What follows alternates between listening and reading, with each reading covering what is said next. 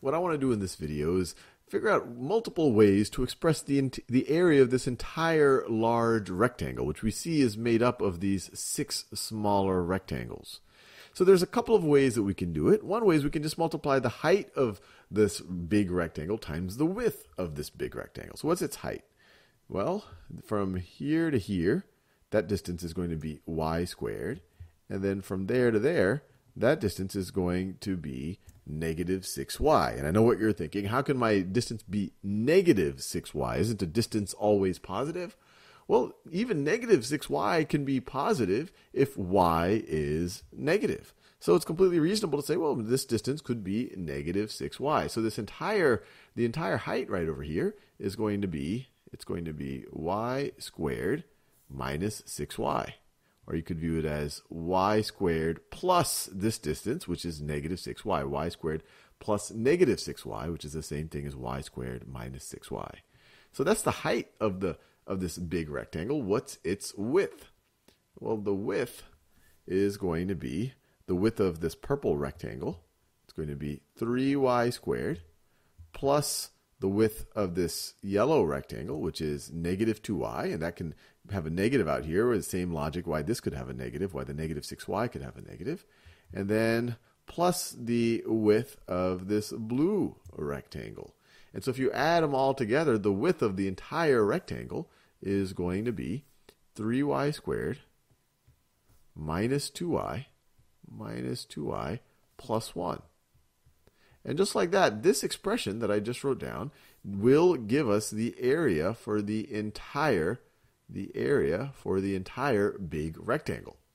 Now there's another way to do it, and a big clue was that we subdivided the big rectangle into these 6 smaller rectangles, and we have the dimensions for the 6 smaller rectangles. And so we could find the area for each of these, and then we can add them all together. So let's look at this first one. Height times width. The area of this purple rectangle is going to be the height, y squared, times the width, which is 3y squared, which is going to be equal to, it's going to be 3, and then y squared times y squared is y to the 4th power.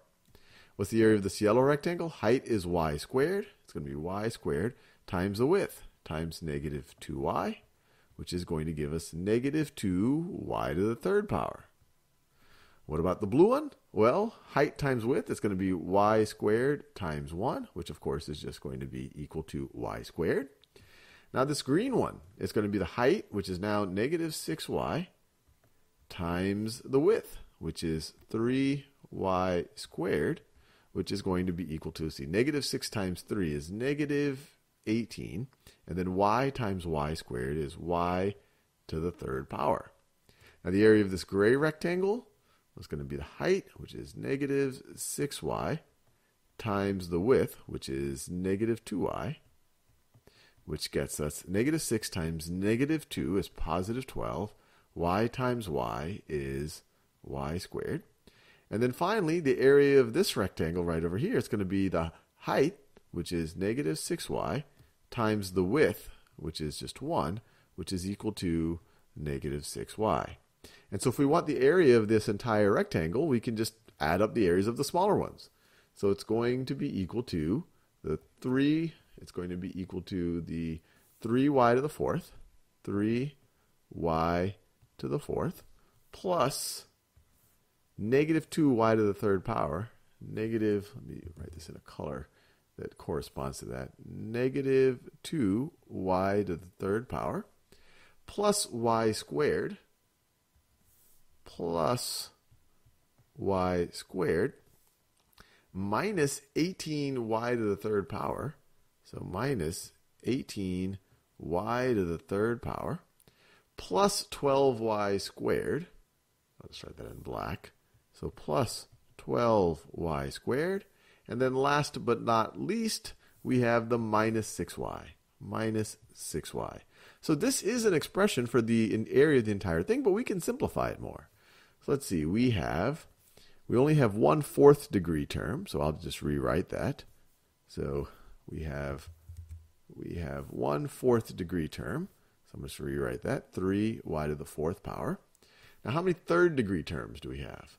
We have negative 2y to the 3rd power. We have negative 18y to the 3rd power. So if we add these two together, how many y to the third powers do we have? Well, negative 2 plus negative 18 is negative 20. Negative 20 y to the third power. And then how many second degree terms do we have? Well, we have 1y squared right over here, and then we have another 12y squareds. You add those together, you're going to have 13y squareds. And then finally, we still have this, we still need to subtract this 6y. And there you have it, another expression for the area of the entire rectangle.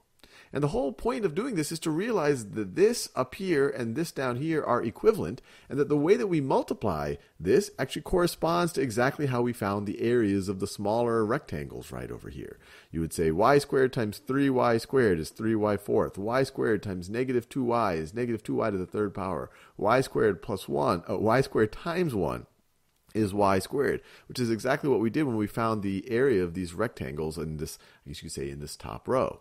And then you would take the negative 6, and you would say negative 6 times 3y squared is negative 18y to the third. Negative 6 times negative 2y is positive 12y squared. Negative 6 times 1 is, or negative 6y times 1 is negative 6y.